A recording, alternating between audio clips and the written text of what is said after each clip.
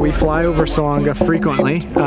You know, it's such a large park that it's hard to go anywhere else without flying over it in many of the places we go. And it's really interesting as a pilot to be over what we call it the Sea of Broccoli, because it's nothing but treetops as far as you can see in any direction.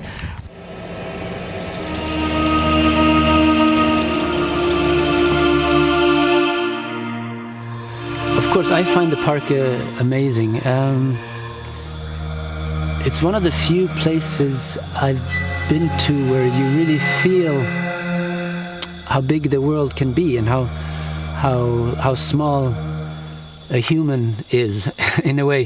This is part of how Congo was historically or is in this area still. You know, many people have no idea that this even exists.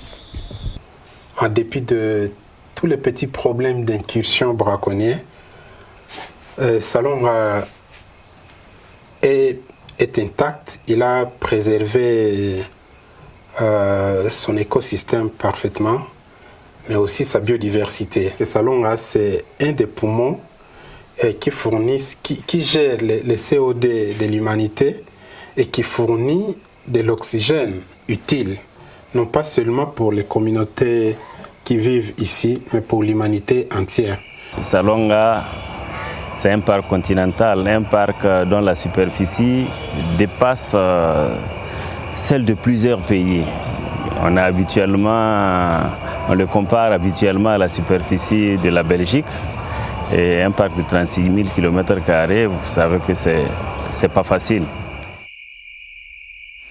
So in that sense, I think Salonga serves a big purpose as one of those mega areas that is still quite intact. And I hope, really hope that the work we do here can contribute to keep it this big.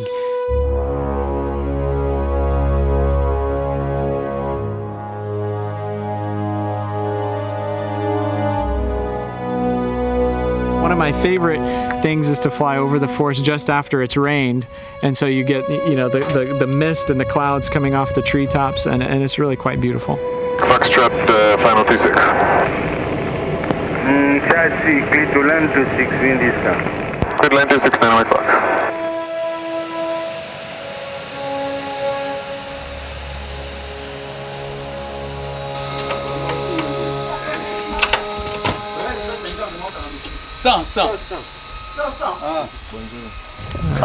What about missing what is inside the forest, the species? It's a great mystery, right? You know, it's so dense from the air looking down through the trees. You really can't even see the forest floor. All you see are the treetops. It's so dense. And so seeing wildlife is very difficult. You'll see birds frequently, but I know there's elephants and I know there's monkeys and bonobos and all of these things, but you really have to be on the ground to see those firsthand.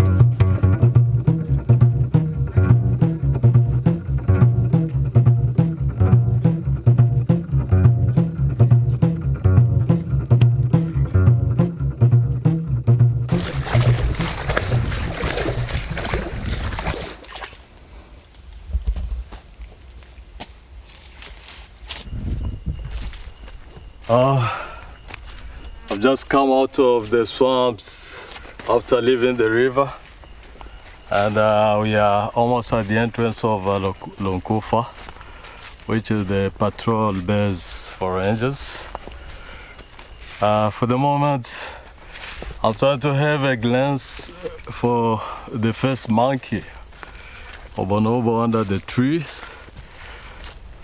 But so far, I'm not lucky to see my first monkey around. So let's hope and see.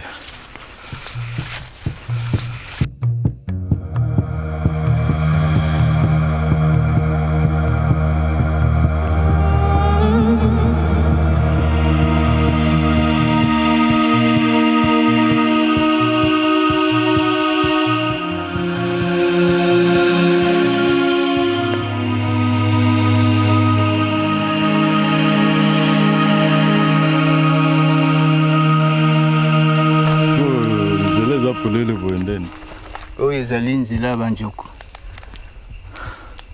bauti oleka après une semaine po so wana nde oleki nzela ya mai te soki olekaki nde nalobi omoni baliaka awa bakoti zamba oyo ya bango ti baleki bakena basource kuna koliaka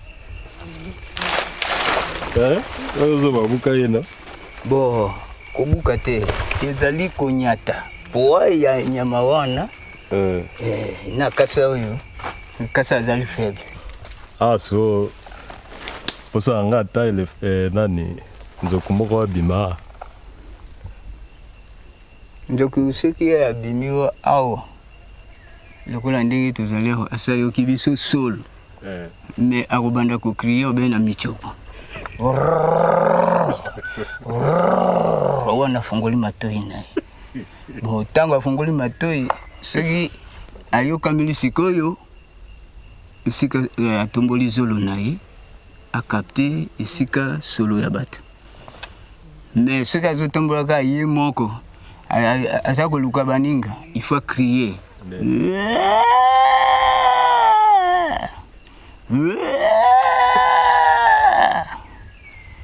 ukoka mobali mosusu mpe ayambi ayambi eka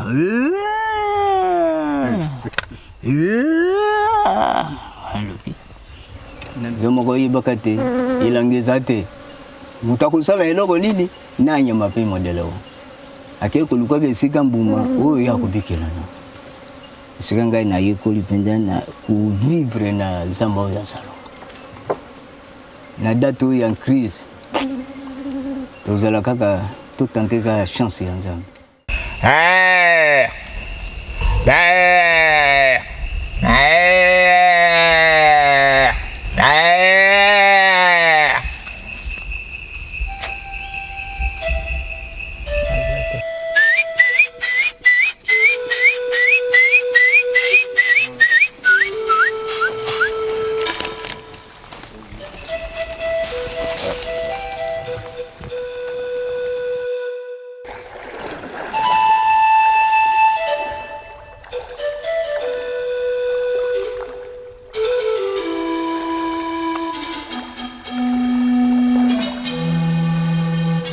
I've seen you taking pictures, collecting images.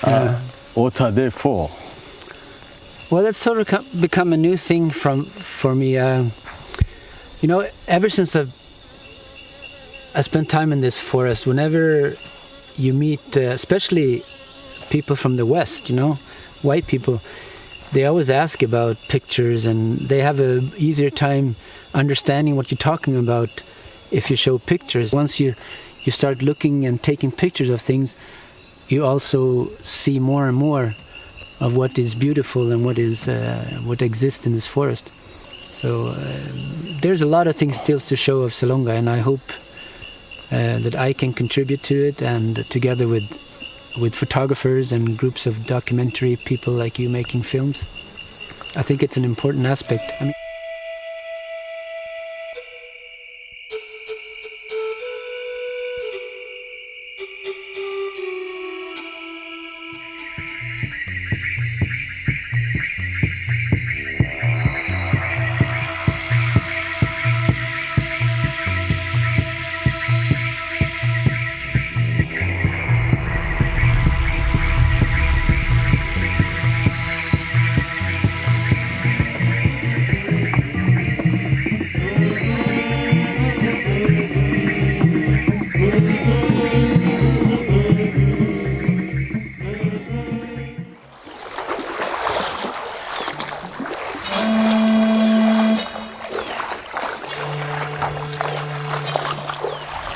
so this is Bikalikali Bai. It's an elephant bai, an elephant clearing.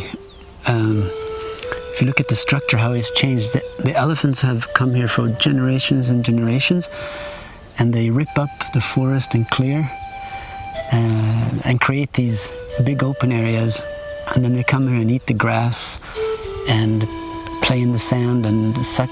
They also blow sand on their backs, and sometimes it looks like they might be eating some sand. So now we're just checking for fresh tracks. Yeah, so I just want to explain what the Sitatunga footprints look like. So you see, if you look here, they have really long, especially elongated hoofs to be able to walk in the mud. They're specially adapted for this kind of swampy habitat. You can see it clearly here. We'll see more of it as we go forward. But here you can see more elephant tracks. It's probably the same one that was over there. And this is yesterday before the rain. So I think the rain came around midnight, I think, or something.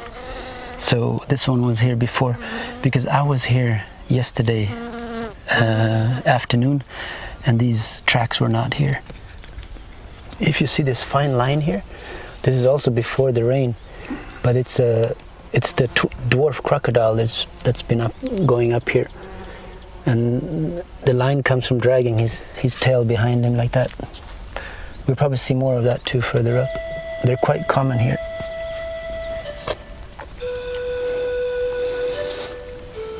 Yeah, so here you can see seeds that you're not supposed to find here. These grow in high forest, in dry forest, big forest. So you have Enterocarium, and this is Ervingia. Then all these species come from the high big forest and are here because of the elephants bringing here and shit them out in their dung. So the very important seed dispersal, elephants. When I was little, I remember flying over these areas, and you could see, these big bais with elephants on them from the airplane on midday. This is not. You won't see that right now. The elephants are too scared.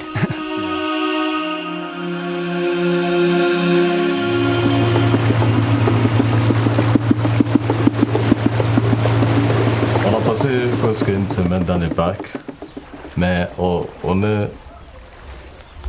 moi personnellement, je suis sorti déçu. Je vois que même un parent congolais, un simple animal, c'est difficile de trouver ça. Alors comment vous expliquez ça? Ça peut être expliqué à 2 ou 3 niveaux. Vous allez passer même une année ici, les parents, vous allez plutôt vous limiter à l'entendre. C'est une espèce fin, intelligente. Il se cache toujours, donc ce n'est pas facile d'observer physiquement un parent. Donc, et ça, c'est lié à la nature de l'espèce, c'est aussi lié à la nature de l'écosystème. Même quelqu'un qui se dissimule juste à 5 mètres de vous, si vous n'avez pas l'instinct de la forêt, vous allez les passer sans pouvoir l'observer.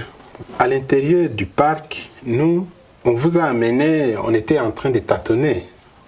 Mais si on avait fait des études pour savoir à quel moment de l'année, pendant quelle période de l'année, on trouve quelle espèce à quel endroit. Ça, c'est des choses qu'on n'a pas fait dans les parcs. Et ça vaut la peine. Tant qu'on n'aura pas fait ça, on sera en train de tâtonner à amener nos visiteurs.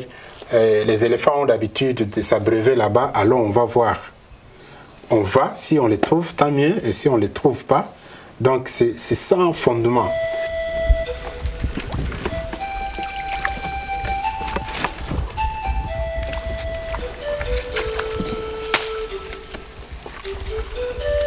We are going deeper into Salonga National Park at Yusu Bay. trying to see animals which we could not find by Kalikali Bay. And hopefully, we hope to see evidence of incredible wildlife which is housed in this Salonga National Park. Maintenant là, la seule chose qu'on peut espérer voir, c'est regarder sur nos cartes mémoire s'il y a des images. Et puis ça va nous donner une idée de comment le bail est utilisé ces jours ici. Ça c'est une de nos caméras trappe qui est là depuis le mois de décembre. Voilà, je tire la carte mémoire. On arrive avec ça au campement, on télécharge et puis on va voir qu'est-ce qu'il y a à l'intérieur. Sur le terrain depuis le mois de décembre. Donc je prends une carte au hasard. On va découvrir. Peut-être que devant il y a... Non. Non. Voilà, apparemment c'est un trajet la fosse Pékei. On appelle le nom vernacular Symboli, le nom local. Voilà, il est passé devant la caméra.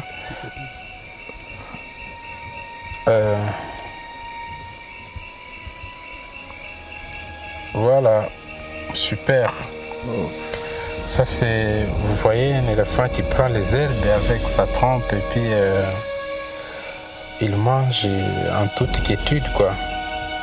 Oh, c'est fantastique, il est juste devant la caméra. Voilà, ça c'est un éléphant et il est presque 3 heures du matin. Voilà. Donc, l'éléphant n'a pas besoin de la lumière à cette heure. Non, il se comporte très bien la nuit, quoi. Il n'a pas besoin de... Voilà, il collectionne les herbes et puis voilà, jusqu'à la bouche. Même si on avait eu la chance d'observer un troupeau d'éléphants, croyez-moi, ce n'est pas un troupeau qu'on allait observer en toute quiétude. Les individus ici dans le parc connaissent bien ce que c'est l'homme. Je m'imagine qu'aussitôt on les aurait vus, il allait s'en suivre aussi une fuite comme vous ne vous imaginez pas. Là on voit les messieurs avec les... Voilà, donc ça c'est un monsieur en plein bail avec son calibre 12. Probablement qu'il est en train de prospecter l'endroit et que l'heure de chasse c'est autour de 4h, 5h jusqu'à 6h, justement quand les animaux viennent. These markings on the trees here. So this is like the poachers write their names on trees. It's a habit that came out of the elephant poaching when they didn't know the forest enough. This is Gisha. We actually caught him a few years ago. He's been in jail in Kinshasa, and I heard he just escaped. Maïk uniforme aside ko expliquer biso nano ndenge bo kangaki ba braconnier wana nano po ba mekana ko doa ba information e. OK, yo ana zo alwen.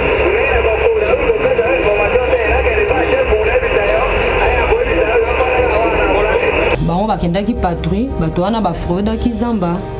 Nde tango bango bakenda patrouille kuna baki kokutana nde bakangi bango. Kokanga pe bango bamusu bakimaki bao bazwaki bango o bakima etende baki na bango tina station.